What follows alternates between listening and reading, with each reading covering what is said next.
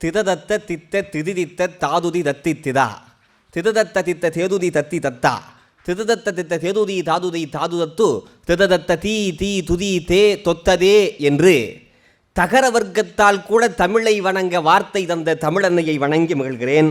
நீங்கள் பாட்டுக்கு பாட்டெல்லாம் சொன்னீங்கல்ல, இது வந்து அந்தாதி, கந்தர் அந்தாதி. இன்றைக்கு பேசுவதில் ரொம்ப சந்தோஷம்தான். நான் ரொம்ப சந்தோஷமாக உட்காந்துக்கிட்டு இருந்தேன். ஆப்போசிட்டில் வந்து பேசினாங்க பாருங்க, மங்கையர்க்கரசி அம்மா. எங்கள் அணியில் பேசின மேடமுக்கு பதில் சொல்லாமே பேசினாங்க. மைக்கில் வந்து பேசாதீங்க அப்படின்னாங்க. அவங்க என்ன பண்ணணும், காரைக்காலமையார் மாதிரி அங்கேயே உட்காந்து தக்க என்ன ஆடவான்னு அங்கே பேசியிருக்கணும், பாடியிருக்கணும். அதில் வேறு இன்னொன்று சொன்னாங்க பாருங்களேன், தமிழ் தாய் வாழ்த்தை ஏன் பாடவில்லை, தமிழ் தாய் வாழ்த்தை ஏன் இசைத்தார்கள். ஆமாம், எந்த குழந்தையும் நல்ல குழந்தைகள் மண்ணில் பிறக்கையிலேன்னு இரும்பில் பிளேடு வச்சு கீர்ந்த மாதிரி பாடினா எதுக்கு வேண்டாம், அந்த வம்பே வேண்டாம்னு சொல்லி நிறுத்திட்டாங்க. அப்புறம் தாலாட்டு, ஏன் தாலாட்டு பெண்கள் பாடுவதில்லை. இந்த காலத்தில் இப்படி ஆகிருச்சுங்க. 2 பேர் சம்பாதிச்சாதான் இன்னைக்கு வாழ்க்கையை நடத்த முடியும். அதை பற்றி கூட ஒரு கவிஞர் சொன்னார், 9 மணிக்கு மேல் உன் அம்மா சொந்தமில்லை, 9:30க்கு உன் அப்பா சொந்தமில்லை, கேசட்டில் தாலாட்டு கேட்டபடி நீயுறங்கு அப்படின்னு இன்னைக்கு தாலாட்டு பாடுற நிலைமை வந்து விட்டது. என்ன பண்ண முடியும், ப்ராக்டிக்கலாக பேசணும். இந்த காலத்தில் இதெல்லாம் பழைய பஞ்சாங்கம்லாம் பேசிட்டு ஒன்றுமே பண்ண முடியாதுங்க. இன்றைக்கி என்ன நாள், அருமையான நாள், பங்குனி உத்தரம் இல்லையா? அப்போ முருகனை பற்றி ஒரு செய்தியை சொல்லி தொடங்குறேனே. இந்த ஞானப்பழக்கதை எல்லாரும் தெரியுமில்ல உங்களுக்கு, ஞானப்பழக்கதை. அன்னைக்கு சிவபெருமான் குடும்பத்திலேயே தொழில்நுட்ப வளர்ச்சி இருந்திருந்தால் அந்த பிரச்சனை வந்திருக்காது. ஏன்னு கேட்டால், முருகன் என்ன பண்ணார், நான் உலகத்தை சுத்த போகிறேன்னு மயில் எடுத்துகிட்டு போனார். விநாயகர் என்ன பண்ணார், அப்பா அம்மா தானே உலகம், இருந்த இடத்துலையே உலகத்தை பார்க்கலாம்னு சொல்லி அங்கேயே சுற்றினார். இருந்த இடத்திலேயே இருந்து உலகத்தை பார்க்கலாம் என்று இன்றைக்கு கணிப்பொரு சொன்னதை அன்று கணபதி சொல்லியிருக்கிறார். அவரிடத்துலேயும் மவுஸ் இருக்கிறது, கம்ப்யூட்டர் இடத்துலையும் மவுஸ் இருக்கிறது. அதனால தான் என்றைக்குமே மவுஸ் இருக்கிறது. அது வேற ஞானப்படத்தை கொண்டு வந்தாங்கல்ல, இது வந்து எப்படி சாப்பிட்றது, 2 பிரிச்சா வம்புன்னெலாம் பேசிக்கிட்டு இருந்தாங்கல்ல. அந்த காலத்தில் ஒரு மிக்ஸி மட்டும் இருந்ததுன்னு வச்சுக்கங்களேன், பிரச்சனையே இல்லை. போட்டு அம்மா கேட்பாங்க, தம்பி வித்தவுட் ஐஸா ஐஸ் போடணுமா அப்படி சொல்லு அப்படின்னு கேட்டு 2 பேர்த்துக்கு டம்ளர் ஊற்றி கொடுத்தா சீஸ்ன்னு சொல்லி கொடுத்துட்டு போயிட்டே இருப்பாங்க. இவ்வளோ பிரச்சனையே இல்லை. ஆண்டவன் குடும்பத்திலேயே வரக்கூடிய பிரச்சனையை போக்குகிற தன்மை எதுக்கு இருக்கிறது என்று சொன்னால் தொழில்நுட்ப வளர்ச்சிக்கு இருக்கிறது. காலத்திற்கேற்ப எவ்வது உறைவது உலகம், உலகத்தோடு அவ்வது உறைவது அறிவு. திருக்குறள், திருவள்ளுவரே சொல்கிறார், உலகம் எப்படி போகுதோ அதுக்கு தகுந்தாற் போல மாறி போகணும் அப்படின்னு சொல்கிறார். அதை நாம் ஏற்றுக்கணும். அதில் வேறு இவங்க பேசும்போது நிலாச்சோறு ஊட்டினார்கள், இடுப்பில் உட்கார வைத்து கொண்டு ஊட்டினார்கள். அது பெரிய விஷயமா? அது இப்போ பூரா பொய் கதையாக சொல்லுவாங்க. பார்த்துருக்கீங்களா? நிலாவில் ஒரு பாட்டி இருக்குது, அங்கே வந்து வடை சுட்டுக்கிட்டு இருக்குது, அதை காக்கா எடுக்க வருது தான் சொல்லிக்கிட்டு இருப்பாங்க. ஆனால் தொழில்நுட்ப வளர்ச்சி வந்ததுக்கு பிறகுதான் நிலாவிலே நீர் இருக்கிறது, அங்கே நீயும் கால் பதிக்கலாம் என்று சொல்லி நிலாச்சோறு ஊட்டியது உங்களுடைய காலம். நிலாவுக்கே சென்று சோறு ஊட்டலாம் என்று சொல்வது எங்களுடைய காலம். உண்மை. செவ்வாதோஷம்னு பல பெண்களுக்கு 30 வயசு வரைக்கும் கல்யாணம் பண்ணி வைக்காமல் இருந்தது அந்த காலம். செவ்வாய் என்பது தோஷம் அல்ல, செவ்வாய் என்பது தேசம் என்பதை இப்போ கண்டுபிடிச்சோம். கண்டிப்பாக நடுவர் அவர்களே, அது 30 வயசு வரைக்கும் பெண்களுக்கு மட்டும் திருமணமாகாமல் இல்லை, சில ஆண்களுக்கும் திருமணமாகாமல் இருப்பது என்பதை தெரிவித்துக் கொள்கின்றேன். தங்கள் வருத்தத்தை பதிவு செய்ததுக்கு நன்றி. இல்லை, சொல்ல வேண்டும் என்பதற்காக பதிவு செய்கிறேன். ஏன்னா நீங்கள் பழமொழி சொன்னீங்கல்ல, நானும் பழமொழி சொல்கிறேன். ஆனை மேய்ச்ச மாதிரியும் இருக்கணும், அண்ணனுக்கு பொண்ணு பார்த்த மாதிரியும் இருக்கணும். அதுதான். ரோசக்காரனுக்கு பணத்தை கொடு, ரோசக்காரனுக்கு கடனை கொடு, ரோசம் கெட்டவனுக்கு பொண்ணை கொடுன்னு ஒரு காலத்தில் கொடுங்க. நீங்கள் பொண்ணு பணத்தெல்லாம் கொடுக்க வேண்டாம், பொண்ணை கொடுத்தீங்கன்னா போதும். இல்லை சதீஷ், அந்த பழமொழி ஏன் தெரியுமா சொன்னாங்க? ரோசக்காரனுக்கு கடனை கொடு, ரோசம் கெட்டவனுக்கு பொண்ணை கொடு. ஏன் அப்படி சொன்னாங்கன்னா, ரோசக்காரன் கடனை திருப்பி கேட்டா கொடுக்குறியாலே அப்படின்னு ரோசப்பட்டு திருப்பி கொடுத்துருவான். ரோசம் கெட்டவன் திருப்பி அனுப்ப மாட்டான், பொண்ணை அவனே வச்சுக்குவான். அதில் வேறு இவங்க பேசும்போது ஒரு வார்த்தை சொன்னாங்க பார்த்தீங்களா, ஜிம்முக்கு போகிறத பற்றி சொன்னாங்க, பழமொழி பற்றி சொன்னாங்க. இன்றைக்கி பல பழமொழிகளை தவறாக சொல்லிக் கொடுத்து கொண்டிருந்தீர்கள். உண்மையான பழமொழிக்கு விளக்கம் என்பதை என்ன என்பதை இன்றைய தகவல் தொழில்நுட்பம் தான் எல்லாத்துக்கும் சொல்லிக் கொடுத்துருக்கிறது. ஆனைக்கு ஒரு காலம் வந்தால் பூனைக்கு ஒரு காலம் வரும்னு ஒரு கருத்து சொல்லுவாங்கல்ல. என்ன அர்த்தம்? நெய்க்கு ஒரு காலம் வந்தால் பூ நெய்க்கு ஒரு காலம் வரும். நெய் என்றால் பசுநெய். பசுநெய்யை இளமையிலே ஊற்றி அதிகமாக சாப்பிட்டு கொலஸ்ட்ரால் ஏறிடுச்சுன்னா முதுமையில் பூ நெய்யாக இருக்கக்கூடிய தேனை சாப்பிடுகின்ற காலம் வரும். அதனாலே உணவிலே பத்திரமாக இருங்கள் என்கின்ற உண்மையான விளக்கங்களை இன்னைக்கு யூடியூப்பு, இன்ஸ்டாகிராம் எல்லாமே சொல்லிக் கொடுக்கிறது என்று சொன்னால், உண்மையான விளக்கங்களை வெளியே சொல்லிக் கொடுக்கக்கூடிய மாபெரும் மாற்றத்தை தரக்கூடிய யுகமாக இதை மாற்றியிருப்பது தொழில்நுட்பம் தான். அடுத்த ஒரு பியூட்டி வந்து பேசுறது பார்த்தீங்களா, நீங்கள் பாட்டி சொல்லும்போது அவங்க உண்மையிலேங்க எதிரணி அவங்களே எங்களை கரிச்சு கொட்டினாங்க பார்த்தீங்களா. நான் வாழ்த்து வந்திருக்கேன். அந்த ஐஸ்வர்யா மேடம் இருக்காங்கல்ல, சேலத்திலே தடம் பதித்தவர்கள்னு சொல்லி அவங்களுடைய வாழ்க்கையை இன்னைக்கு ஒரு புத்தகத்திலே பதிவு செய்திருக்கிறார்கள். இதை நான் வாழ்த்தி சொல்கிறேன், வைத்தறிச்சலுக்காக சொல்லவில்லை.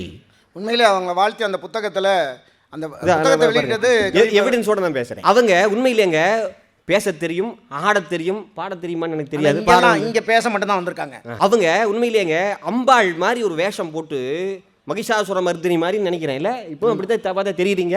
மகிஷாசுர மர்தினி மாதிரி ஒரு ஃபோட்டோ வந்து தக தக என் ஆடவா சிவ சக்தி சக்தி சக்தியோட ஆடவான்னு அப்படி சிம்மவாகனத்தில் மேலே ஏறி வர்ற மாதிரி ஒரு வீடியோ எல்லாரும் பார்த்துருப்பீங்க. பார்த்தீங்களா இல்லையான்னு தெரியல. பார்த்தா கொஞ்சம் மேக்கப் கம்மியாக இருக்கனால தெரியல, மேக்கப்பு கொஞ்சம் கம்மியாக ஆப்பியிருக்காங்க. அந்த மேக்கப்பில் வந்து 3 லட்சம் சப்ஸ்கிரைபர் பார்த்துருக்காங்க, கின்னஸ் சாதனை படைச்சிருக்காங்க. 30 லட்சத்தை தாண்டி பார்த்துருக்காங்க. பாருங்க 30 லட்சம். இதனால தான் நீங்கள் நடுவராக இருக்கீங்க. நான் தப்பாக சொன்னாலும் கரெக்டாக திருத்துறீங்க பார்த்தீங்களா? அதை கூட செய்யலன்னா அப்புறம் என்ன இருக்கு? அப்படி அதிலேயே அனுபவித்து கொண்டு நீங்கள் முதல்ல சிறப்பாக எடுத்து கொடுத்தீங்க மேடம். ரொம்ப நன்றி மேடம். மங்கையர்கரசி மேடம், ரொம்ப ரொம்ப நன்றி மேடம். அதுனா எந்த குழந்தையும் பாட்டு பாடினாங்க, நான் பாட மாட்டேன். அந்த எனக்கு குழந்தை இவங்க சொன்ன உடனே எனக்கு எது ஞாபகம் வந்துச்சுன்னா, வடிவேல் பாடுவார் பார்த்துருக்கீங்களா? ஆட்டோ டிரைவராக இருப்பார். அவங்க அப்பா அம்மா காலையில் வேற வாய் இது நார வாயின்னு, அது இந்த 2 வாய் தான். பேசுறது வேதாந்த, இடிக்கிறது பெருமாள் கோயில்னு சொல்லுவாங்க ஒரு பழமொழியில். அந்த மாதிரி அதில் ஐஸ்வர்யா வருங்களேன், ஃபோன் பண்ணி சார் கூப்பிடுறாங்க. சார் ஓகே சார், நான் டேட் அவைலபிலிட்டி பார்த்துட்டு நான் சொல்கிறேன் சார். இதில் பார்த்தீங்க கேலண்டர் மொபைலில் பார்த்தாச்சா? Okay sir, I am available sir, நீங்கள் டேட் போட்டுடலாம் சார். இதில் ட்ரெயின்லாம் வர மாட்டேன், ஃப்ளைட்டில் தான் வருவேன். சரி ஓகே சார், நீங்கள் பண்ணிடுங்க. வெப் செக்கினே பண்ணுங்க சார், எனக்கு அதுக்கு நேரம் இல்லை சார். ஓகே, அதில் கேபில் வந்தீங்க, ஃப்ளைட்டில் ஏறி வந்தீங்க. ஃப்ளைட்டில் ஏறும்போது நீங்கள் என்ன பண்ணியிருக்கணும்? ஆற்றுனா வேண்டுவதில் புளி சாதம் அப்படின்னு துணியிலேயோ அல்லது இதில் கட்டிச்சோரை கட்டி அங்கே எல்லாருக்கும் ஓப்பன் பண்ணி இந்த அவனுக்கு ஒரு வாயின்னு கொடுத்து ஏற்றுக்குவானா? அங்கே மட்டும் சார் நூடுல்ஸ் பர்கர் என்னென்னமோ நீங்கள் தானே கூட வந்தீங்க, முன்னாடியே வந்துட்டு இல்லை எனக்கு தெரியல. பூராத்தையும் தின்னுட்டு இங்கே வந்து இறங்கின உடனே அவங்களுக்கு இறங்கின உடனே சார் நாங்கள் இந்த கேட் பக்கத்தில் வரோம் சார், எங்களை பிக் பண்ண வந்துருங்க சார். ஏன் நடந்து வர வேண்டியதானே? நித்தம் நடையும் நடைப்பழக்கம் தமிழ் சொல்லியிருக்கு, வர வேண்டியதானே? இன்னைக்கு அப்போ போன வாரமே கிளம்பி வந்திருக்கேன். அதெல்லாம் விட்டுட்டு அதில் வர கீழே வரும்போது சதீஷ் 1 அப்ளிகேஷன் சொல்லுங்கள் மேடம். நாங்கள் டச் அப் பை மாதிரி சொல்லுங்கள் மேடம், ஹீட்டர் போட்டு வச்சுருங்க, ஏசி போட்டுருங்க, நான் வந்து ரெஃப்ரெஷ் ஆகணுமா இல்லையா, குக் பண்ணுவாங்களா புக் பண்ணுவாங்களா? சரி புக் பண்ணியே உணவு சொல்லிடுங்க, சரியாக வந்து சாப்பிடணும், சூடாக இருக்கணும். இதெல்லாம் எதனால் வரும்? தொழில்நுட்பத்தால் தானே வரும். பூராத்தையும் அனுபவிச்சு விட்டு அது தப்புன்னு சொல்கிறது எவ்வளோ பெரிய தப்பு. பெருமக்களே, ஔவையார் ஒரு பாட்டில் சொல்கிறாங்க. ஔவையாருங்கும் போது என்னை இங்கே அறிமுகப்படுத்தியது ஒரு ஔவையார் என்று முகுந்தன் ஐயா அறிமுகப்படுத்தினார்கள். டாக்டர் ஔவை நடராஜன் ஐயாவை நான் பார்க்க போகிறேன். அவர் கம்ப்யூட்டரில் உட்கார்ந்து ஒரு கட்டுரை திருத்திக்கிட்டு இருக்கார். ராஜாவா வர்றங்கய்யா, உனக்கு கம்ப்யூட்டர் தெரியுமா, கணினி தெரியுமான்னு கேட்டார். தெரியாதுங்கய்யா, கற்றுக்கிறேன் அப்படின்னு சொன்னேன். அவர் சொன்னார், கணிப்பொறியை நம்பினோர் கைவிடப்படார். டாக்டர் ஔவை நடராஜன் ஐயா சொன்ன கருத்து. யார் சொல்? தஞ்சை தமிழ் பல்கலைக்கழகத்தின் துணைவேந்தர் சொன்ன கருத்து. காலத்திற்கேற்ப மாறிக்கொண்டால் மட்டும்தான் எல்லாம் சிறப்பாக இருக்கும். இந்த ஔவையார் பழைய ஔவையாருக்கு போயிடுவான். வான்குருவியின் கூடு வல்லருக்கு தொல்கரையான் தேன் சிலம்பு யாவருக்கும் செய்யறிதால் யாம் பெரிதாம் வல்லுவோம் என வலிமை சொல்ல வேண்டாம் கான் எல்லாருக்கும் ஒவ்வொன்று எழுதுன்னு ஒரு பாட்டு. நல்லா கைதட்டுங்களேன். ஆமாம், இதை கேட்டு வாங்கிக்கணும். ஔவையார் சொல்கிறாங்க, இந்த தூக்கணாங்குருவியை போல் ஒரு ஒரு கரையானால் புத்து கட்ட முடியாது, இல்லை மாறி மாறி ஒவ்வொன்றுக்கும் ஒவ்வொரு சிறப்பு இருக்குது அப்படின்னு இருந்தாங்க. இன்றைக்கு ஒவ்வொருவருக்கும் ஒவ்வொரு திறமை இருந்தால் அதை வா என்று வெளிச்சம் போட்டு காட்டக்கூடிய தன்மை தகவல் தொழில்நுட்பத்துக்கு உண்டு என்று சொன்னால் எத்தனையோ பேர் பாத்ரூம் பாடகர்களாக கரைந்து போனார்கள். அவர்களெல்லாம் சூப்பர் சிங்கராக மாற்றி காட்டியது தகவல் தொழில்நுட்பம் தானே. நான் ஒரு 3 முத்தை சொல்கிறேன். முத்தாக பேசுகிறேன்னா ஒரு முத்து பேசுகிறேன் பாருங்களேன். நான் முத்தாக நம்மளே பாராட்டிக்கணும். கவிப்பேரரசு வைரமுத்து எவ்வளவோ கஷ்டப்பட்டு மேலே வந்தார். அதுக்கப்புறம் மதுரை முத்து அளவாக கஷ்டப்பட்டார், நகைச்சுவையின் மூலம் வேலை வந்தார். கொஞ்சம் தான் கஷ்டப்படாரான்னு தெரியல, திட்டுனார். ஜிபி முத்து எல்லாத்துக்கும் முன்னாடி வந்துட்டார்.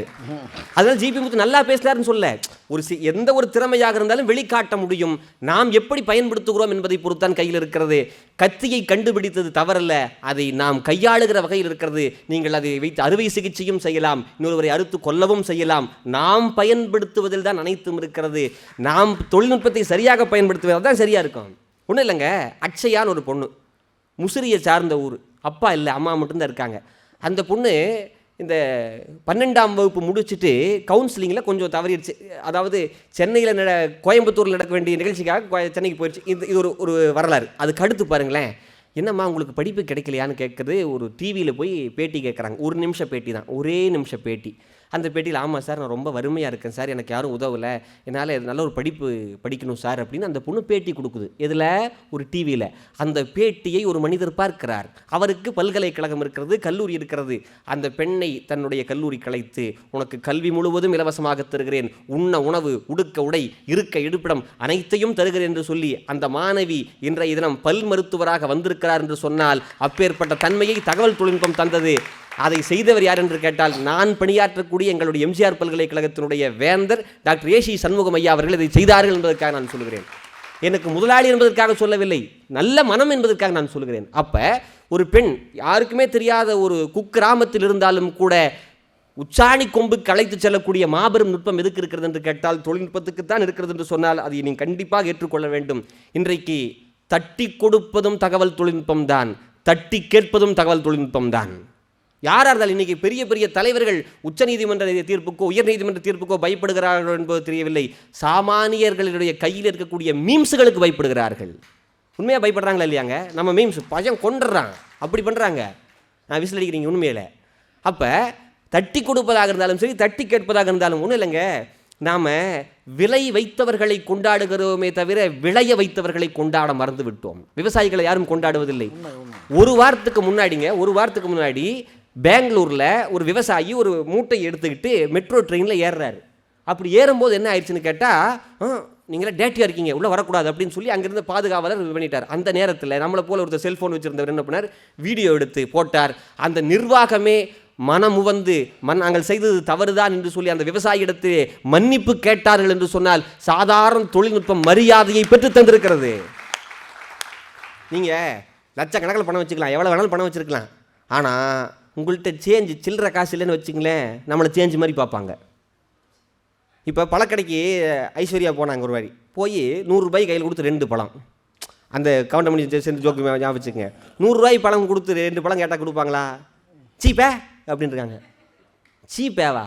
ஜிபே இருக்கு, நான் அனுப்புகிறேன் அப்படின்னு சொல்லி, அப்படி நாம் எந்த இடத்திலும் அவமானப்படாமல் சரியான மரியாதையுடன் இருப்பதற்கு நம்முடைய தொழில்நுட்பம் தான் அனைத்துக்கும் பயன்படுகிறது என்று சொன்னால் அதை கண்டிப்பாக ஏற்றுக்கொள்ள வேண்டும். அதில் வேற இவங்க ஆன்லைன் ஷாப்பிங் பண்ணி ஏமாந்தாங்களாங்க மேடம். ஏமாறல, உண்மையாக ஏமாறல, ஏமாற்றணும். எப்படின்னு கேட்டிங்களா, ஆன்லைனில் புக் பண்ணி வந்துருச்சுன்னு வச்சுங்களேன், ஒரு நாள் யூஸ் பண்ணி பார்க்குறது, அது ஒரு கூட்டம் அவனுக்கு மறுபடியும் அனுப்பிச்சிருது, அவ்வளோதான். யூஸ் அண்ட் த்ரோ அந்த ஆப்ஷன் கொடுத்துருக்கதை மட்டும் தான் ஆர்டர் பண்ணுறது. அதை விட்டுட்டு இவங்க பாட்டுக்கு சொல்கிறாங்க.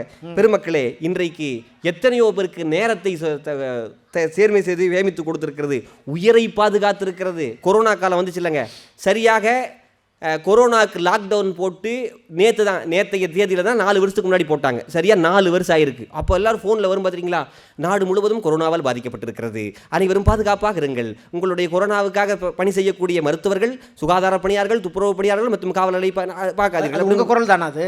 என் குரல் இல்லை, அப்படியே மனப்பாடமாக சொல்கிறீங்களே. என்னை விட கொஞ்சம் என் குரல் விட கொஞ்சம் கம்மியாக தான் இருக்கும். அப்போ என்ன பண்ணாங்க தெரியுங்களா, எப்போ அந்த கொரோனா வந்துச்சுன்னு கேட்டிங்கன்னா, ஜனவரி இந்த டிசம்பர் கடைசியில் வந்துச்சு. அப்போ எல்லோரும் அடுத்த மாதம் ஜனவரி, அதுக்கு அடுத்த மாதம் பிப்ரவரி, இப்படியே போயிட்டு இருந்தால் மார்ச் வராது, மார்ச் வரி அப்படி தான் வரும் அப்படின்னு சொல்லிட்டு இருந்த போது, சரியாக அனைவருக்கும் தகவல் தொழில்நுட்பத்தின் மூலமாகத்தான் அனைவரும் பாதுகாப்பாக இருங்கள் என்று சொல்லி உயிரை பாதுகாக்க வைத்தது இந்த தொழில்நுட்பம் என்று சொன்னால், அந்த தொழில்நுட்பம் தான் இன்றைக்கு காலம் கொடுத்திருக்கக்கூடிய கடவுள் என்று நாம் ஏற்றுக்கொள்ள வேண்டும். பெருமக்களே, நான் இப்படி சொல்லி நான் நிறைவு செய்கிறேன். தொழில்நுட்பம் இல்லாத காலம் சான்ஸுகளினுடைய காலம், தொழில்நுட்பம் இருக்கக்கூடிய காலம் சாய்ஸுகளினுடைய காலம். எப்படியாவது முன்னேறி விடலாம், எப்படியாவது சிறப்பாக வாழ்ந்து விடலாம், எப்படியாக நாம் சுகாதாரமாகவும் பாதுகாப்பாகவும் இருந்த முடியும். பெண்கள் பாதுகாப்பாக இருக்க வேண்டுமா? பெண்களுடைய பாதுகாப்பிற்கென்று காவலன் என்கின்ற அப்ளிகேஷன் இருக்கிறது. உங்களுடைய எழுத்தாற்றலை வெளிப்படுத்த வேண்டுமா? அதுக்கு பிளாக்ஸின் மூலமாக நீங்கள் எழுதி கொள்ளலாம். வேலை கிடைக்காமல் இருக்கிறதா? இன்றைக்கி வேலை தேடுறது ஒரு காலத்தில் வேலையாக இருந்துச்சு. மகன் போயிருக்கான் எம்ப்ளாய்மெண்ட்டில், நான் ரினியூவல் பண்ணிட்டு வர்றேன்ப்பா அப்படின்னு போயிருக்கான். அப்பா சொன்ன டேரா ஏன்ப்பா என்னோட கார்டையும் கொடுக்குற, அதையும் ரினியூவல் பண்ணிட்டு வந்துரு அப்படின்னாரா. அப்படி ஒரு காலம் இருந்துச்சு. வேலையை தேடுவதே ஒரு வேலையாக இருந்தது. இன்றைக்கு அப்படி இல்லை. லிங்க்டின் என்கின்ற ஒரு அப்ளிகேஷன் இருக்கிறது. அதன் மூலமாக தன்னுடைய கல்வி தகுதி என்ன என்று கொடுத்து விட்டால் உங்களை தேடி வேலை வரும். இவ்வளவு ஏன், வேலையாட்களாக இருந்த அத்தனை பேர்த்தையும் இன்றைக்கு முதலாளிகளாகவும் மாற்றி இருப்பது இந்த தகவல் தொழில்நுட்பம் என்று சொன்னால் ஏற்றுக்கொள்ளத்தான் வேண்டும். எல்லாத்தையும் அனுபவிக்கணுங்க. நான் இப்படி சொல்லி நிறைவு கொண்டு வருகிறேன். பெருமக்களே, கேரளாவிலே ஒரு கூலி தொழிலாளி மூட்டை தூக்குற வேலையை செய்து வந்துகிறார். அவருக்கு படிப்பு இருக்குது, மூட்டை தூக்கணும், ஆனால் படிக்க முடியல, என்ன பண்ணுறதுன்னு தெரியல, மேலே படிக்கணும்னு நினைக்கிறார். மூட்டை தூக்குற வேலையை செஞ்சுட்டு ஓய்வு கிடைக்கிற நேரத்தில் ஆன்லைனில் படிக்கிறார். படித்து அரசு தேர்வு எழுதி இன்றைக்கு வெற்றிகரமான ஒரு காவல்துறை அதிகாரி IPS-ஆக வந்திருக்கிறார் என்று சொன்னால், அப்படி மூட்டை தூக்குகிற தொழிலாளியும் கூட பாதுகாவலராக காவலாளியாக உருவாக்கியது தொழில்நுட்பம் என்று சொன்னால் அது ஏற்றுக்கொள்ள வேண்டும். நன்னூல் இலக்கணம் சொல்லுகிறது, பழையன கழிதலும் புதியன புகுதலும் வலுவல கால வகையினானே என்று. பழையன கழித்தல் அல்ல, புதியன புகுத்தல்ல, புகுதல் தானாக வந்தால் ஏற்றுக்கொள்ள வேண்டும், கழிந்தால் விட்டுவிட வேண்டும் என்றுதான் பவனந்தி முனிவரே சொல்லியிருக்கிறார். பவனந்தி முனிவரை சொன்னதைத்தான் பட்டிமன்ற நடுவரும் தீர்ப்பாக வழங்குவார் என்று சொல்லி என்னுடைய பேச்சில் சொற்பிழையோ பொருட்பிழையோ இருந்தால் பெரியோர்கள் குற்றங்களை குணங்களாக கொள்ளுமாறு வேண்டி விடைபெறுகின்றேன். நன்றி, வணக்கம். முறைப்படி தமிழன்னையை வணங்கி தொன்மை சிறப்புடையாள் தொல்காப்பிய பேச்சுடையாள் விண்ணை இழந்திடும் வள்ளுவத்தை சூடியவள் கண்ணை கவர்ந்திழுக்கும் கால்களிலே கார் சிலம்பும் சிங்கார சிற்றடையில் மேகலையும் கையிலே தங்க வளையாபதி காதிலே குண்டலமும் வங்கத்து எல்லை வரை பாய்ந்தோடிய கம்பன் கவி அத்தனையும் 6 அடியில் தரித்த பேரழகியவள் முத்தினிய தமிழ்மொழியாம் நம் இரத்தத்தில் கலந்த அவளை நித்தம் நித்தம் வணங்குவோம் என்று நம் தாய்மொழியான தமிழுக்கு நல்ல ஒரு பலத்த கைத்தட்டலோடு என்னுடைய வணக்கத்தை பணிவாக தெரிவித்துக் கொண்டு ஒரு சின்ன கதை. எறும்பு வந்து தேனீகிட்ட கேட்டுச்சான், தேனி தேனி, ஒரே சொட்டு தேனை சேகரிக்க நீ 1,00,000 பூக்களில் அமருகிறாயே, ஆனால் இந்த மனிதர்கள் இப்படி திருடிட்டு போறாங்களே, உனக்கு வருத்தமா இல்லையான்னு கேட்டுச்சான். அதற்கு அந்த தேனி பதில் சொன்னுச்சா, இந்த மனிதர்களால என்னுடைய சேமிப்பை தான் திருட முடியுமே தவிர ஒரு நாளும் என்னுடைய உழைப்பை திருடவே முடியாதுன்னு சொன்னிச்சான். இதில் உண்மையாகவே சொல்ல போனால் அன்பிற்குரிய அம்மா உஷா அவர்கள் வந்து நிறைய விஷயம் பேசினாங்க. ஏதோ ஆன்லைனில் ஆர்டர் போட்டோமா வந்து ஏதோ நான் கம்ப்ளைண்ட்லாம் பண்ணனா என்னென்னமோ சொன்னாங்க. பொதுவாகவே தொழில்நுட்பம் அதை தான் பண்ணும், நடக்காததை நடந்த மாதிரியே நம்மக்கிட்ட கொண்டு வந்து சேர்த்துரும். நான் ஷாக் ஆகிட்டேன், நீங்கள் ஷாக் ஆனால் பரவாயில்ல, நானே ஷாக் ஆகிட்டேன். என்னது இப்படி ஒரு இன்சிடென்ட் நடந்துதான், நானே டைமுக்கு எவ்வளோ சீக்கிரமாக கிளம்பி வந்தேன்னு உங்கள் மனசாட்சிக்கே தெரியும். இதில் அடுத்து வேற ஒன்று சொன்னாங்க, மைக் ஆஃப் பண்ணுங்க எதிரணிக்கு அப்படின்னாங்க. நான் அதுக்கும் ரொம்ப ஷாக் ஆகிட்டேன். கவிதையை உங்களை வர்ணிச்சு ஒரு 4 வரி கவிதையை சொல்லிட்டு நடுவில் நப்பாசையில் நடுவர் சொல்லிட்டாரு, நான் சிகப்பாக இருந்தேன் அந்த ஊர்லன்னா, அதை ஒத்துக்கவே முடியாதுன்ட்டாங்க நடுவர் அவர்களே. இதுதான் அந்த தொழில்நுட்பம் பண்ணும். ஏன்னா எதிரணியிலேருந்து வந்து அன்பிற்குரிய சிவ சதீஷ் சார் அவர்கள் சொன்னார் இருந்துட்டு, என்னது ஒரே நிமிஷத்தில் ஒருத்தவங்களை ஹீரோவாக்கும் இந்த தொழில்நுட்பம்னு, அடுத்த நிமிஷம் அவங்கள ஜீரோவாக்கியும் அழகு பார்க்கும். அதுக்கு இதுவே ஒரு பெஸ்ட் எக்ஸாம்பிள். நடுவர்களே உங்களுக்கு பொதுவாக என்ன சங்கம்லாம் தெரியும்? நிறைய சங்கம் இருக்குங்க, உலகம் முழுக்க எத்தனை சங்கம், நிறைய சங்கம், அரிமா சங்கம், ரோட்டரி சங்கம், நான் சொல்லட்டுமா, கூட்டுறவு சங்கம் இருக்கு, தொழிலாளர் நல சங்கம் இருக்கு, பெண்கள் பாதுகாப்பு சங்கம் இருக்கு, விவசாயிகள் முன்னேற்ற சங்கம் இருக்கு. இதெல்லாம் என்ன பெரிய சங்கம். இப்ப தொழில்நுட்பத்தோட டெவலப்மெண்ட்ல இப்ப புதுசா எதுக்கெல்லாம் சங்கம் வச்சிருக்கான் தெரியுமா நடுவர்களே? எதுக்குமா சங்கம் இருக்கு? படுத்துக்கொண்டே மொபைல் பார்ப்போர் சங்கம், பாக்கியலட்சுமி கோபி சங்கம், எதிர்நீச்சல் குணசேகரன் சங்கம், ஏமா அந்த கமெண்ட்ஸ் மட்டும் படிப்போர் சங்கம், ப்ரோமோ மட்டும் பார்ப்போர் சங்கம். இதெல்லாம் என்ன சார் அட்டகாசம்? எங்க ஊர்ல ஒரு தம்பி சூப்பரா ஒரு சங்கம் வச்சிருக்கான், என்னன்னு கேளுங்களேன். என்னன்னு சொல்லுமா? நீ என்ன கேக்குறது, நான் என்ன சொல்றது? நீ தானமா கேட்க சொன்ன, என்ன சங்கம் அது? நீ என்ன கேக்குறது, நான் என்ன சொல்றது? கேட்க சொல்லிட்டு சங்கத்தை சொல்ல மாட்டேங்க. எங்க சங்கத்துக்கு பேரே அதாங்க வச்சிருக்கறான், நீ என்ன கேக்குறது, நான் என்ன சொல்றதுன்னு? சங்கம் பேரே அதானா? எங்க முதற் சங்கம், கடை சங்கம், இடை சங்கம்னு சங்கம் வைத்து தமிழ் வளர்த்த நம்மளுடைய நாட்டுல இன்னைக்கு தொழில்நுட்பங்கிற பேர்ல எதுக்கெல்லாம் சங்கம் வச்சு வீணா போயிட்டு இருக்கான்னு பாத்தீங்களா நடுவர்களே? இதுல இன்னொரு பியூட்டி ஒன்று இருக்குது. ஃபேஸ்புக்கில் ஒரு போஸ்ட் ஒன்று பார்த்தேன், ஒருத்தன் போட்டிருக்கான் எங்கள் ஆயா செத்து போயிட்டாங்கன்னு. அதுக்கு நடுவர்களே 300 பேர் லைக் போட்டிருக்கான். எதுக்கு அவங்க ஆயா செத்ததுக்கு 300 பேர் லைக் போட்டிருக்கான்? இல்லை நீங்கள் சொல்லுங்களேன், லைக்னா இன்னா, லைக்னா இன்னா இன்னா சொல்லுங்க. விரும்பினேன் இல்லை காணுற்றேன். ஏன் வள்ளுவருக்கு பேர மாதிரி சொல்றீங்க? சிம்பிளா புரியுற மாதிரி சொல்லுங்க. புடிச்சுக்குது, அவங்க ஆயா செத்தது இந்த 300 பேருக்கு புடிச்சுக்குது. இது என்ன புதுசா இருக்கு? இதுல ஹைலைட் என்னன்னு பாத்தீங்கன்னா 20 பேர் அதுக்கு ஹார்ட்டின் விட்டுருக்கான். டேய் எங்க இருந்துடா வர்றீங்க நீங்கெல்லாம்? யோசிச்சு பாருங்க, எத்தனையோ பெரியவர்கள் இருக்கீங்க. நம்மளுடைய மனித இனம் அற்புதமானதுங்க. நல்லது நடந்தா சந்தோஷப்பட்டோங்க, கெட்டது நடந்தா கண்டிச்சோம், தட்டி கேட்டோம், ஒரு அநீதி நடந்தா கோபப்பட்டோம், எல்லாவற்றிற்கும் சரியான உணர்வுகளை வெளிப்படுத்தி கொண்டிருந்தோம். ஆனா இன்னைக்கு இந்த தகவல் தொழில்நுட்பம்ங்கிற பேர்ல like share subscribe, like share சப்ஸ்கிரைப்னு வெறும் லைக்குக்கும் ஷேருக்கும் சப்ஸ்கிரிப்ஷனுக்கும் கையேந்துகிற தலைமுறையாக உங்களுடைய தொழில்நுட்பம் மாத்திருச்சே. இதை எப்படிங்க நீங்க வந்து ஆக்கும்னு சொல்லி பேச வந்திருக்கீங்க? யோசிச்சு பாருங்க நடுவர் அவர்களே, உங்களுக்கு தெரியாதது ஒன்றும் இல்லை. முன்னெல்லாம் பத்திரிகைகள், வானொலி, இதழ்கள் அப்படின்னு ஏகப்பட்ட தகவல் தொழில்நுட்பம் இருந்தது. ஒரு செய்தியை வெளியிடுவதற்கு முன்னாடி 1000 தணிக்கைகளுக்கு உட்படுத்தி இந்த செய்தியை சொல்லலாமா வேணாமா, இந்த செய்தி உண்மை தகுந்த தரம் வாய்ந்ததா இல்லையா, இதை எந்த நேரத்தில் சொல்லலான்னு கடுமையான தணிக்கைகளுக்கு உட்படுத்தின பிறகுதான் அந்த தகவலை வெளிப்படுத்துவாங்க நடுவர்களே. ஆனால் இன்னைக்கு இந்த தகவல் தொழில்நுட்பத்தில் யாரு உண்மை செய்தியை போடுறாங்கிறதுலாம் முக்கியம் இல்லை, எவன் முந்திட்டு ஃபர்ஸ்ட் போடுறாங்கிறது தான் முக்கியம். உண்மையா இல்லையா யோசிச்சு பாருங்க. எங்க ஊடக தர்மம்னு ஒன்னே இன்னைக்கு இல்லாம போயிடுச்சுங்க. இன்னைக்கு இங்க எத்தனையோ பெரியவங்க இருக்கீங்க, தெரிஞ்சிருக்கோம். முன்னெல்லாம் தூர்தர்ஷன் ஒரு சேனல் இருந்துச்சுங்க. நிஜந்தன், சோபனா ரவின்னு அழகான செய்தி வாசிப்பாளர்கள் இருந்தாங்க. அவங்களுடைய அந்த செய்திகளை கேட்கும் போதே நமக்கு அவ்வளோ ரசிக்கிற மாதிரி இருக்குங்க. வருஷத்துக்கு ஒரு 2 முக்கிய செய்தி சொன்னாங்கனாலே அது அதிசயம். ஆனா இன்னைக்கு 24 மணி நேரமும் பிரேக்கிங் நியூஸ் தான். அதுக்குன்னே ஒரு மியூசிக் வச்சிருக்கான் நடுவர்களே. அந்த மியூசிக்கை கேட்கும் போதே நமக்கு இங்கே பிரேக் ஆகி போயிடும் போல் இருக்கு. நம்மளை பதட்டத்திலேயே வச்சிருக்கிறத தொழில்னு வச்சுட்டு இதெல்லாம் ஒரு தொழில்நுட்பம்னு வேற நீங்க பேச வந்துட்டு உட்காந்துருக்கீங்க. ஒரு நாளைக்கு 3 முறை செய்தி அப்படின்னு இருந்த காலம் இருந்து, காலைல 9 மணி, மதியம் 1:30 மணி, இரவு 8 மணின்னு இருந்த காலம் நல்லா தான் இருந்துச்சு. எப்போ 24 மணி நேரம் செய்தி வந்துச்சோ செய்தியை உருவாக்க ஆரம்பிச்சிட்டாங்க. இவனா உருவாக்குறான் செய்தியை. இதுல செய்தி கிடைக்கலன்னா இவன் உருவாக்குறான். புதுசா ஒரு பிரச்சனை இவன் உருவாக்குறான். இதுல இன்டர்நெட்டை பத்தி வேற பேசுறாங்க. நீங்க சொன்ன மாதிரி இன்டர்நெட்டை யூஸ் பண்றவங்க பெரும்பான்மையானவர்கள் வாடிக்கையாளர்கள் கிடையாதுங்க. எல்லாருமே நியூஸ் கிரியேட்டர்ஸ், எல்லாருமே கண்டென்ட் கிரியேட்டர்ஸ். இன்னைக்கு எல்லாருமே கிரியேட்டர்ஸா மாறிட்டாங்க. என்னென்ன கண்டென்ட்லாம் கிரியேட் பண்றான் தெரியுமா நடுவர் அவர்களே? என்னம்மா? ஒவ்வொரு கண்டென்ட்டும் அற்புதமா இருக்குங்க.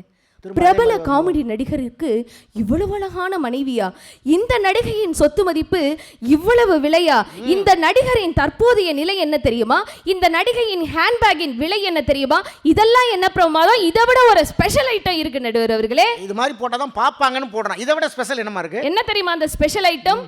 டெல்லியில் புதுயுகம் தொலைக்காட்சியின் இயக்குனர் அண்ணா சிங்காரவேலு என்ன செய்தார் தெரியுமா? என்ன செய்தார்? ஏன்டா பயமுறுத்துற? பட்டிமன்றம் பேசினார். ஏன்டா அதை பட்டிமன்றம் பேசினார்னு சொன்னா சொன்னா எவன் வந்து உள்ள பார்ப்பான், இப்படியெல்லாம் ஏதாவது ஒன்று போட்டாதான் உள்ள வந்து பார்க்கறான்னு இருக்கீங்களே. இதெல்லாம் நீங்க வேற வந்து நின்று நீங்க பெரிய விஷயம் பேச வந்திருக்கீங்க. இந்த தம்ப்நெயில்னு ஒன்று வச்சிருக்காங்க. அதில் இப்படி எல்லாம் போட்டால் தான் இப்படி பரபரப்பு உண்டு பண்ணி, அது இல்லைன்னா 1000 பேர் பார்ப்பான், 1,00,000 பேர் பார்க்க வைக்கணும்னா இப்படி எல்லாம் பண்றான். அதை ஏங்க நீங்க இதாவது பரவாயில்ல, விளம்பரங்கிற பேர்லையும் நியூஸ் வாசிக்கிறதுங்கிற பேர்லையும் நம்மளை உயிரை போட்டு கொள்றாங்க நடுவர்களே.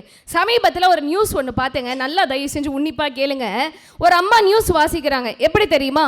குழந்தையின்மை சிகிச்சைக்காக மருத்துவமனையை நாடிய தம்பதி முதல் தவணையாக 4 லட்சம் ரூபாய் பெற்றுக்கொண்டு பிரச்சனையை கொடுத்த மருத்துவமனையை கண்டித்து மருத்துவமனை வாசலில் உறவினர்கள் கண்ணீருடன் போராட்டம்.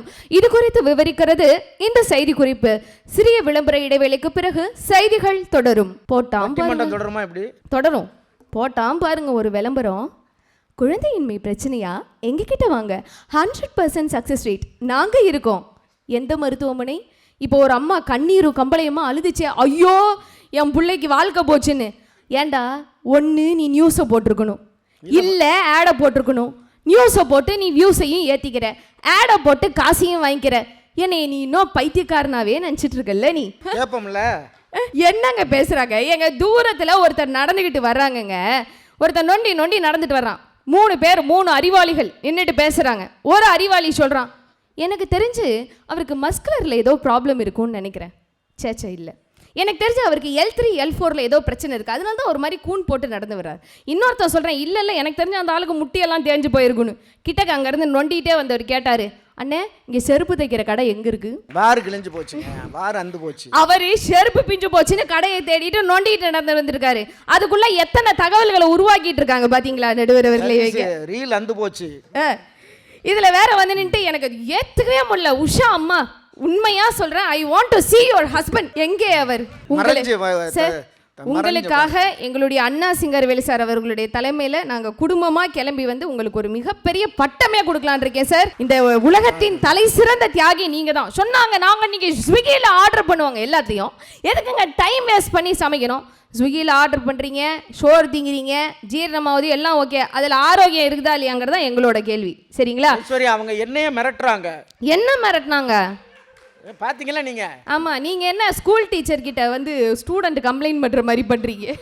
அப்போ வீட்டில் எப்படி மிரட்டுவாங்க? ஏங்க எல்லாத்துக்குமே ஆப் வச்சிருக்கிறா நடுவர்களே.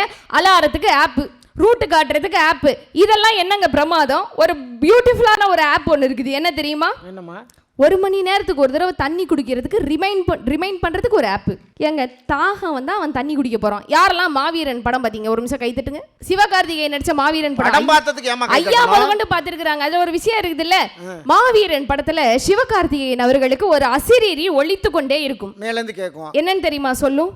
வீரன் தற்போது கோபம் வருவதை உணர்கிறான், வீரன் தற்போது எழுந்து அவனை குத்த போகிறான், வீரன் தன்னுடைய சமுதாயத்திற்கு எதிராக குரல் கொடுக்க முனைகிறான் அப்படின்ட்டு வரும். அந்த மாதிரி தாகம் வந்து அவன் தண்ணி எடுத்து குடிக்க போகிறான். இப்போ தற்போது இந்த மனிதருக்கு தண்ணீர் தாகம் ஏற்பட போகிறது, நீங்கள் தண்ணீர் குடிங்கள்.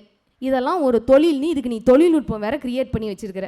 ஏன்னா இன்னும் பைத்தியக்காரனாவே நினச்சிட்டு இருக்கல நீ. யோசிச்சு பாருங்க நடுவர்களே. இதுல வேற சொல்றாங்க நாங்க கூகுள்ல இன்ஃபர்மேஷனை எடுக்கிறாங்க. மனசாட்சியை கையை வச்சு யோசிச்சு பாருங்க நடுவர்களே. கூகுள்ல இன்ஃபர்மேஷனை மட்டுமா எல்லாரும் எடுக்கிறாங்க? யோசிச்சு பாருங்க. பொழுதனைக்கு நேரத்தை செலவிட்டு வேஸ்ட் பண்ணிருக்காங்க. கூகுளில் ப்ராப்பர் இன்ஃபர்மேஷன் மட்டுமா வருது? தேவையான இன்ஃபர்மேஷன் மட்டுமா நீங்கள் ஒரு கிளிக்ல எடுக்கிறீங்க? சமைக்கிறது மட்டும் எப்படி நான் சொல்லி கொடுக்குறீங்க? சாராயம் காய்ச்சறது எப்படின்னு கூட தான் சொல்லி கொடுத்துட்டு இருக்கீங்க. குழம்பு வைக்கிறது எப்படின்னு மட்டுமா சொல்லி கொடுத்துட்டு இருக்கீங்க? குண்டு வைக்கிறது எப்படின்னு தான் சொல்லி கொடுத்துட்டு இருக்கீங்க. ஒரு சின்ன விஷயம் நடுவில், ஆனால் அதில் உங்களுக்கு ஒரு நல்ல விஷயம் இருக்குது. என்ன? இப்போ எதுவும் இல்லை, நான் நினச்சா உங்களை பற்றின ஃபுல் அப்டேட்டை இந்த ஃபோனில் இருக்கக்கூடிய கூகுளில் என்னால் அப்லோட் பண்ண முடியும். என்னுடைய சிறப்புகளை, உங்களோட வாழ்க்கை வரலாறுகளையே போட முடியும். எந்தெந்த மேடையில் பேசியிருக்கேன், எத்தனை புத்தகம் வெளியிட்டிருக்கேன் அப்படிலாம் போடலாம் இல்லையா? ஆமாம், எல்லாமே. டெல்லி தமிழ் சங்கம் நீங்கள் எத்தனை முறை வந்திருக்கீங்கன்னு முதற்கொண்டு இந்த ஃபோட்டோவை முதற்கொண்டு போடலாம். நல்லதானம்மா? சந்தோஷமா இருக்குல்ல? ஆனால் அதே நான் நினச்சா அதே விஷயத்தில் போய் மேனுவலாக எடிட் பண்ணி அண்ணா சிங்காரவேலு அவர்கள் புழல் ஜெயிலில் வாழ்ந்து கொண்டிருக்கிறார்னு மாற்ற முடியும். உனக்கு வேற ஆசையே இல்லையாம்மா? நல்லது சொல்கிறேன், அதோட விட்டுற வேண்டியதானே. அதுக்கப்புறம் மறுபடியும் ரெண்டாவது இதுக்கு இன்னைக்கு நீங்கள் தீர்ப்பை மட்டும் மாற்றி கொடுத்தீங்கன்னா எனக்கு ரூமில் இன்னைக்கு அதான் வேலை. இதில் வேற சொல்கிறாங்க நீங்களாம் ஃப்ரிட்ஜ் வந்துருச்சுங்க, மிக்சி வந்துருச்சுங்க, கிரைண்டர் வந்துருச்சுங்க அப்படிங்கிறாங்க. நடுவில் சில விஷயம் மட்டும் சொல்லிட்டு ப்ளீஸ் நடுவில் பேமெண்ட் கூட வேணாம், சில விஷயம் பேசிட்டு போயிடுறேன். இதெல்லாம் சொல்கிறாங்க மிக்சி வந்துருச்சு, கிரைண்டர் வந்துருச்சுன்னு மேடம் உஷா அம்மா சொன்னாங்க. மிக்சி வந்துருச்சு, கிரைண்டர் வந்துருச்சு, எல்லாம் வந்துருச்சு, ஃப்ரிட்ஜ் வந்துருச்சு. அந்த ஃப்ரிட்ஜில் என்ன வைக்க போகிறீங்க? மிஞ்சி போன இட்லியும் பழைய தக்காளி சட்னியும் வைக்க போகிறீங்க. இதில் என்ன நீங்கள் பிரமாதம் பேசிட்டு இருக்கீங்க? எல்லாம் மிக்சி வந்துருச்சு, கிரைண்டர் வந்துருச்சுன்னு சொல்லிட்டு எல்லா மனுஷனும் பார்த்தீங்கன்னா கிரைண்டர் மாதிரி மாறி போயிட்டு இருக்கான். ஜிம்முக்கு போனீங்கன்னா 2 கயிறு மாதிரி ஒன்று கொடுக்குறான் நடுவர்களே. அந்த பக்கம் மூலையில் ஒரு சுவிட்சை போடுறான், அங்கேருந்து இங்கே வரைக்கும் கயிறு இருக்குது. யாரெல்லாம் ஜிம்முக்கு போகிறீங்களோ தெரிஞ்சிருக்கும். இதை பிடிச்சிக்கிட்டு என்ன பண்ணணும் ட்ரைனர் அப்படின்னு கேட்டால், துணி துவைக்கிற மாதிரி மேலே இருந்து கீழே அடிச்சு அடிச்சு அடிச்சு அடிச்சு துவை, உன் கொலஸ்ட்ரால் எல்லாம் போயிடும். அதை தானடா நான் வீட்டில் இவ்வளோ நாள் துணி துவைச்சிட்டு பண்ணிக்கிட்டு இருந்தேன், என்னடா பேசிகிட்டு இருக்கீங்க கேட்குற மாதிரி இருக்குங்க. எங்க எத்தனையோ பெரியவங்க இருக்கீங்க, நியூஸ் பேப்பர் படித்தாதான் எனக்கு காலை கடனை கழிக்க முடியும்னு ஒரு சிலர் இருப்பாங்க, காஃபி குடிச்சாதான் காலை கடனை கழிக்க முடியும்னு இருப்பாங்க. இப்பெல்லாம் இருக்கிறாங்க நடுவர்களே, உள்ள போயிட்டு வெளியில வந்து அவசர அவசரமா தேடுறான். என்னடா தேடுற? மக்கையா இல்ல, வாலியவா இல்ல, தண்ணியவா இல்ல, என்னடா என் போனுங்க அது எதுக்குடா பாத்ரூம்க்கு? அது இருந்தாதான் எனக்கு பாத்ரூமே வரும் அப்படிங்கிறான். அங்கேயும் உட்காந்துட்டு அதை தாங்க பார்த்துட்டு ஸோ அழகா ஒரு கவிஞன் எழுத நடுவர்களே, அமைதியை தேடி நீங்கள் இமயமலை போக வேண்டிய அவசியம் இல்லை, தவறில்லாத ஏரியாவுக்கு போனாலே நீங்கள் அமைதியாக இருக்கலாம்னு எழுதுறார் நடுவர்களே. அந்த மாதிரி இன்னைக்கு மாறிட்டு இருக்குங்க. வேலையின்மை பிரச்சனை அதிகமாயிருச்சு நடுவர்களே. இயந்திரங்களால பல மணி நேரம் ஒரு நிலையான வேகத்தில் வேலை செய்ய முடியுங்கிற காரணத்தினால இந்த தொழில்நுட்பம் இயந்திரங்களை நம்பிட்டு இருக்கு. ஆனால் ரீப்ளேஸ்மெண்ட் ஆயிட்டு இருக்கு வேலை விஷயத்தில். எப்படி தெரியுமா? மனிதர்கள் செய்ய வேண்டிய எல்லா வேலையும் இயந்திரங்கள் செய்துட்டு இருக்கு. மனிதர்களுக்கு வேலையின்மை அதிகமாயிட்டு இருக்கு நடுவர் அவர்களே. இன்னைக்கு பெங்களூர்ல பாத்தீங்கன்னா ரோபோட் வந்து கிளாஸ் எடுக்குதான் நடுவர் அவர்களே. ஆமா, அது கூட பாத்தீங்கன்னா மேல் ரோபோட் கிடையாது, ஃபீமேல் ரோபோட் தான். அழகா பட்டு புடவை கட்டி விட்டு கழுத்துல ஒரு நெக்லஸ் போட்டு கிளாஸ் எடுக்கிறதுக்கு அனுப்பிச்சு விடுறாங்க. அது கிளாஸ் எடுக்குது. ஐன்ஸ்டீன் 99 முறை தோல்வியுற்றார், ஆனால் அடுத்த முறை ஜெயிச்சார் அப்படின்னு சொல்லி கொடுக்குது. ஆனா ஆசிரியர் அப்படி எடுக்க மாட்டாங்க இல்லைங்க. ரோபோட் ஒரு விஷயத்தை செய்தியாக மாணவர்கள் கிட்ட கொண்டு போகுங்க. என்ன பேசுறீங்க இன்னைக்கு ஆன்லைன் கல்ச்சர்னு? ஒரு ஆசிரியரால் மட்டும்தாங்க 99 முறை நீ தோற்றாலும் நீ முயற்சி செய்தால் அடுத்த முறை உன்னால் ஜெயிக்க முடியுங்கிற நம்பிக்கையை ஒரு ஆசிரியர்களால் தானே நடுவர்களை விதைக்க முடியும். மெஷின் பாடம் நடத்தினா மெஷின் தானே நடுவர்களை உருவாக்கும். சிவசதீஷ் அவர்கள் போல ஆசிரியர் பாடம் நடத்தினால் தான் நடுவர்களை நல்ல மாணவர்கள் உருவாவாங்க. 2 பேருமே ஆசிரியர்கள். இதுல வேற வந்து விவசாயத்தை பத்தி ரொம்ப அற்புதமா அவர் சொன்னாரு. ஆனா ஒண்ணு தெரிஞ்சுக்கங்க சார், சொந்த செலவுலயே சூனியம் வைக்கிறதுன்னு ஒன்று சொல்லுவாங்க. அதுக்கு என்ன அர்த்தம் தெரியுமா? இன்னைக்கு எல்லாமே ஏஐ டெக்னாலஜி. ஆசிரியர்களுக்கு பதிலாக ரீப்ளேஸ்மெண்ட் ஏஐ ரோபோட் வந்து எடுக்குது. விவசாயத்தில் எல்லாமே இன்னைக்கு இயந்திரம் பார்த்துக்குது. மருத்துவத்தில் எல்லாமே பார்த்துக்குது. வேதனையான விஷயம் என்ன தெரியுமாங்க? விவசாயத்திற்கு மிக முக்கியமான முதுகெலும்புனா என்ன நடுவர் அவர்களே சொல்லுங்க? உரம், மண்ணு. நம்ம மண்ணு தாங்க முதல் முதுகெலும்பு விவசாயத்துக்கு நம்மளுடைய மண்ணு தாங்க. ஆனால் இந்த தொழில்நுட்பம்ங்கிற பேர்ல மண்ணே இல்லாம விவசாயம் பண்ணலாம். வெறும் தண்ணியில ஒரு விதைய போட்டா அந்த இயந்திரமே விவசாயம் பண்ணி கொடுக்குங்கிற நிலைமையை நீங்க உருவாக்கி வச்சிருக்கீங்களே. அதனால தாங்க தேங்காய் மூடிய கூட 10,000 ரூபான்னு சொல்லிட்டு ஆன்லைன்ல நீங்க வித்துட்டு இருக்கீங்க வெக்கமே இல்லாம. தேங்காய் மூடி 10,000 ரூபாய்? ஆமா நடுவில், அது தெரியுமா உங்களுக்கு? தெரியாது. ப்ரூஃபோட வச்சிருக்கிறேன், எடுத்து காட்டுறேன்.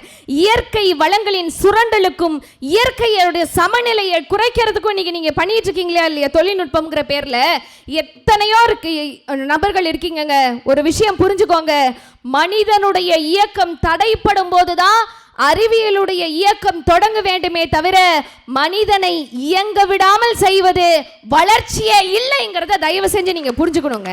இன்னைக்கு புதிய தொழில்நுட்பம் தொழில்மயமாக்கல்ங்கிற பேர்ல காற்று, நீர், மண் சுத்தம்னு எல்லாத்தையும் நீங்க மாசுபாடு குறைபாடா மாறிட்டு இருக்கீங்க. எத்தனையோ பெரியவர்கள் இருக்கீங்க. பல பறவைகளை நம்ம கிராமங்களில் ரசிச்சிருப்போங்க. அழகா பார்த்து வியந்திருப்போம். சே, அழகா இருக்குல்ல இந்த தூக்குநாங்குருவி, அழகா இருக்குல்ல இந்த சிட்டுக்குருவின்னு ரசிச்சிருப்போம். இன்னைக்கு தொழில்நுட்பம்ங்கிற பேர்ல பல பறவை இனங்களையே இன்னைக்கு நீங்க காணாம பண்ணிட்டீங்களே. இது எப்படிங்க நீங்க ஆக்கம்னு சொல்லுவீங்க? மனிதர்களுக்கு உடல்நல பிரச்சனை வந்துருச்சே நடுவர் அவர்களே. மனிதர்களுடைய வேலையை எளிதாக்குறோங்கிற பேர்ல மனிதர்களையே நீங்க இல்லாம பண்ணிட்டு இருக்கீங்களேன்னு சொல்லிட்டு ஒரு நாட்டுப்புற கவிஞன் ஒரு பாட்டுல கொடுத்தாங்க. நடுவர் அவர்களே, ஒரு கேள்வி உங்ககிட்ட. எதிர்காலத்துல இந்த உலகை ஆளப்போவது மனிதனா இல்ல இயந்திரமா? உங்களெல்லாம் சொல்றத பார்த்தா இயந்திரமா தான் இருக்கும் போல இருக்கு. ஆனால் யார் ஆளணும் நீங்க நினைக்கிறீங்க? மனிதர்கள் தாங்க ஆளணும் நடுவர்களே என்று சொல்லி நிறைவாக ஒரே ஒரு விஷயம். இன்னைக்கு எல்லாமே பாத்தீங்கன்னா செயற்கை நுண்ணறிவு திறன் மாறிடுச்சு. மனுஷங்க செய்யக்கூடிய எல்லா வேலையும் மனிதர்களுடைய மூளை எல்லாத்தையும் இயந்திரத்துக்கு கொடுத்து மனிதர்களை வேலை செய்ய ஆரம்பிச்சிட்டாங்க. ஒரு சின்ன உதாரணத்துக்கு, அடுத்த நம்மளுடைய பட்டிமன்றத்திற்கு அண்ணா சிங்கர்வேல் அவர்கள் வேண்டாம். அண்ணா சிங்கர்வேல் அவர்களை போன்ற ஒரு மூளையை ஒரு இயந்திரத்துக்குள்ள பொருத்தி அதை பட்டிமன்ற நடுவராக அமர்த்து சொல்லுவோன்னா என்ன பண்ணுவீங்க? ஏமா எம்பளப்ப கெடுக்கிற? சரி, மரியாதைக்குரிய சிவசதீஷ் அவர்கள்கிட்ட என்னுடைய ஒரு கேள்வி. நாளைக்கு உங்களுடைய கல்லூரியுடைய முக்கிய பொறுப்பில் இருக்கக்கூடியவங்க, நீங்கள் இனிமேல் எங்களுக்கு வேண்டாம், எங்களுடைய மாணவர்களுக்கு ஏஐ நாங்கள் வந்து கொடுக்க போகிறோம், உங்களுடைய மூளையெல்லாம் இயந்திரத்துக்கு கொடுத்து இயந்திரமே இனிமேட்டு கிளாஸ் எடுக்கணும்னு சொன்னால், ஐயோ சாமி, அப்பா தெய்வமே, காலில் கையில் உளுந்து என் வேலையை கொடுத்துருக்கடா, ப்ளீஸ்டா, நான் பொழைச்சிக்கிறேன்டா, நான் புள்ளக்குட்டியெல்லாம் வச்சு நான் ஃபியூச்சரில் கல்யாணம் பண்ணி படைக்கணும்டா நீ கேட்பீங்களா? இந்த பொண்ணு பட்டிமன்றம் முடிக்கிறதுக்குள்ள எல்லார் வேலையும் காலி பண்ணிடும். கேப்பீங்களா? இல்லை, தேச முன்னேற்றம் முக்கியம். நான் நடுவர் கிட்ட தெரிக்கேன், இயந்திரங்களுடைய தொழில்நுட்பத்துடைய வளர்ச்சி ஆக்கம்னு பேசியிருக்கேன், எனக்கு வேலை வேணான்னு வீட்டுக்கு போவீங்களா? அப்புறம் எப்படி கல்யாணம் நடக்கும் அப்படின்னு சொல்லிட்டு நடுவர்களே, நீங்கள் கண்டிப்பாக நிறையா கேம்ஸ் அழகாக விளையாண்டுருப்பீங்க. நம்ம எல்லாருமே விளையாண்டுருப்போம் பெரியவங்க. இன்னைக்கெல்லாம் கேம்ஸுங்கிற பேரில் உண்மையாக சொல்கிறேங்க, கெட்ட வார்த்தைகளை குழந்தைகள்கிட்ட கொண்டு போய் சேர்த்துட்டு இருக்காங்க. அதை தாண்டி வேதனையான விஷயம் என்ன தெரியுமா? அழகா பாரதி சொன்னாரு, ஓடி விளையாடு பாப்பா, நீ ஓய்ந்திருக்கல் ஆகாது பாப்பா, கூடி விளையாடு பாப்பா, ஒரு குழந்தையை வையாதே பாப்பானார். என்ன அர்த்தம் தெரியுமா நடுவர் அவர்களே? ஓடி விளையாடுனா உடலுக்கு நல்லது, கூடி விளையாடினால் உறவுக்கு நல்லதுன்னு சொல்லி கொடுத்தாருங்க பாரதி. ஆனால் இன்னைக்கு வருத்தத்திற்குரிய வேதனையான விஷயம் சொல்கிறேங்க, மெட்டாவர்ஸ் அப்படின்னு சொல்லிட்டு ஒரு விர்ச்சுவல் ரியாலிட்டி ஒன்று இருக்குங்க. டெக்னாலஜியுடைய அடுத்த லெவல். அதாவது இது என்னன்னு பார்த்தீங்கன்னா ஒரு கேமு. நீங்கள் ஜஸ்ட் ஒரு கண்ணில் ஒரு கண்ணாடியை போட்டுட்டீங்கன்னா அது ஒரு மாய உலகத்துக்கு உங்களை கொண்டுட்டு போயிருங்க. நீங்கள் உட்கார்ந்த இடத்துல இருந்தே சும்மா கையில் பேட்டு மாதிரி இப்படி ஒன்று வச்சுக்கிட்டு கிரிக்கெட் கிரவுண்டில் இருக்கிற மாதிரியே நினச்சிட்டு இப்படி நீங்கள் கிரிக்கெட் விளையாடலாம். எப்படி நடுவர்களே? இப்படி விளையாடலாம். ஃபுட்பால் கிரவுண்டில் இருக்கிற மாதிரியே நீங்கள் என்ன பண்ணலாம், காலில் ஒரு ஃபுட்பால் மாதிரி ஒரு குட்டி பொம்மையை கட்டிக்கிட்டு நீங்கள் ஃபுட்பால் கிரவுண்டை கனவு நினச்சிட்டு இப்படி எட்டி ஒரு உதைக்கலாம். ஏங்க, நீங்கள் இப்படியே பண்ணிட்டு இருந்தீங்கன்னா நாட்டுக்கு விளையாட்டு வீரர்கள் கிடைக்காம போயிடுவாங்கங்க, சிந்தனையாளர்கள் இல்லாமல் போயிடுவாங்க, எழுத்தாளர்கள் கிடைக்காம போயிடுவாங்க, கவிஞர்கள் உருவாகாமல் போயிடுவாங்க. நடுவர் அவர்களே, இதெல்லாம் ஆரோக்கியமா? மனிதனுடைய மூளையை தொழில்நுட்பங்கிற பேரில் மனிதனையே நீங்கள் மூளைக்கு தள்ளிடாதீங்க நடுவர்களே என்று கேட்டுக்கொண்டு, டார்க் வெப்னு ஒரு மோசமான ஒரு இணையதளம் இருக்குங்க. அதுக்கு என்ன தெரியுமாங்க அர்த்தம்? இருண்ட இணையதளம்னு அதுக்கு பேருங்க. வேதனையான விஷயங்க. லைவ்ல நடக்கிற ஹராஸ்மெண்ட், பாலியல் வன்கொடுமையில் ஆரம்பித்து ஒருத்தனை கொலை செய்வதில் ஆரம்பித்து ஒருத்தனை துன்பப்படுத்துறது வரைக்கும் இது எல்லாத்தையுமே அந்த டார்க் வெப்சைட்டில் போட்டுட்டு இருக்காங்கங்க. இதுக்கு பணம் கட்டி மனிதர்கள் அதை லைவாக உட்காந்து பார்க்கறதுக்கு கோடிக்கணக்கில் செலவு பண்ணிட்டு இருக்காங்கன்னு சொன்னால், நீங்கள் உடல் அளவில் சோம்பேறியாக மட்டும் இல்லைங்க, மனதளவில் மனநோயாளியாக மாறிட்டு இருக்கீங்க தொழில்நுட்பம்ங்கிற பேரில் நடுவர் என்று சொல்லிக்கொண்டு. ஸ்டாக்கிங்னு ஒரு பேர் இருக்குங்க ஆங்கிலத்தில். அதுக்கு என்ன தெரியுமா அர்த்தம்? விலங்குகளை வேட்டையாடுவதற்கு பின்தொடர்வதற்கு பேர் தான் ஸ்டாக்கிங். இன்னைக்கு என்ன தெரியுமா அங்கே பண்ணுறாங்க? இந்த சமூக வலைத்தளங்கள்ங்கிற பேரில் ஒருத்தரை பின்தொடர்றாங்க, ஃபாலோங்கிற பேரில். எதுக்கு தெரியுமா? நம்மளை பயமுறுத்தி அச்சுறுத்தி இணைய மிரட்டல்கள் விடுறதுக்கு காரணமாகிட்டு இருக்காங்கன்னு சொன்னால், இதை விட வேதனையான விஷயம், ஒரு செலிபிரிட்டிக்கோ ஒரு பாப்புலர் பர்சனாலிட்டிக்கோ உடம்பு சரியில்லைன்னா அந்த குடும்பம் ஒரு தகவலை சொல்கிறதுக்கு முன்னாடி, இன்னும் வேதனையான விஷயம், அந்த மனிதன் இறக்கிறதுக்கு முன்னாடியே அந்த மனிதன் இறந்துட்டாருன்னு பல முறை சாகடிச்சிட்டு இருக்கீங்க. இதில் வேதனையான விஷயம் என்ன தெரியுமா? அடுத்தவங்களுடைய விஷயங்களை எல்லாம் அவஸ்தைகளற்ற செய்திகளாக்கி, ஒருத்தவங்களுடைய சல்லாப சேகரிப்புகளை எல்லாம் காசாக்கி, ஒருத்தவங்களுடைய மனசை கஷ்டப்படுத்தி துன்புறுத்தி தான் நீங்கள் அந்த பணத்தை சம்பாதித்து கொண்டிருக்கிறீர்கள் என்று சொல்லிக்கொண்டு, நடுவர் அவர்களே, எந்த வகையில் பார்த்தாலும் இன்றைய தொழில்நுட்ப வளர்ச்சி எப்படி தெரியுமா இருக்கு? ஒரு கூன் விழுந்த முதியவர் நடுங்கிக்கிட்டே போனாராங்க, கீழே குமிஞ்சுக்கிட்டே போனாராம். ஒரு பையன் கேட்டானா, ஒரு இளைஞன் ரொம்ப நக்கலா, நான் தாத்தா ரொம்ப நேரமாக எதையோ கீழே குமிஞ்சு தேடினே போயின்னு இருக்கிய, நீ எதை தேடுறேன்னு சொன்னால் நான் தான் உனக்கு கண்டுபிடிச்சி கொடுப்பேன்ல அப்படின்னு நக்கல் அடித்தானா அந்த இளைஞர்களுக்கே உண்டான பாணியில். அதுக்கு அந்த முதியவர் முதுமையான ஒரு அழகான ஒரு முதிர்ச்சியான ஒரு வாக்கியம் சொன்னாரா. என்ன தெரியுமா? ஆமாம் தம்பி, தேடிக்கொண்டிருக்கிறேன், தொலைந்து போன என்னுடைய இளமையை தேடிக்கொண்டிருக்கிறேன்னு அந்த முதியவர் சொன்னாராங்க. இளமையை எல்லாம் இந்த தொழில்நுட்பம்ங்கிற பேரில் வாழ்க்கையை கழிக்காமல் உறவுகளோடு வாழுங்கள் என்று சொல்லிக்கொண்டு, இன்றைய தொழில்நுட்ப வளர்ச்சி சமூக மாற்றத்திற்கு மட்டுமல்ல, உடல் நலத்திற்கு, உறவுகள் இணைப்பிற்கு, மனநலத்திற்கு, மனிதனின் வளர்ச்சிக்கு, எல்லாவற்றிற்கும் மேலாக மண்ணினுடைய வளத்திற்கு கூட ஆபத்தே ஆபத்தே ஆபத்தே என்ற நல்லதொரு தீர்ப்பை நீங்கள் வழங்க வேண்டும். நம்ம கட்டளை இடுற மாதிரி இருக்கு. அப்படி வழங்கவில்லை என்று சொன்னால், நான் ஏற்கனவே சொன்னது போல கூகுளில் உங்களுடைய விக்கிபீடியாவை மேனுவலாக எடிட் செய்து விடுவேன் நடுவர்களே என்று சொல்லிக்கொண்டு, வாய்ப்பளித்த அனைத்து உங்களுக்கும் பாராட்டி கைத்தட்டிய அனைத்து உறவுகளுக்கும் என்னுடைய மனமார்ந்த நன்றியை கூறி விடைபெறுகிறேன். நன்றி, வணக்கம்.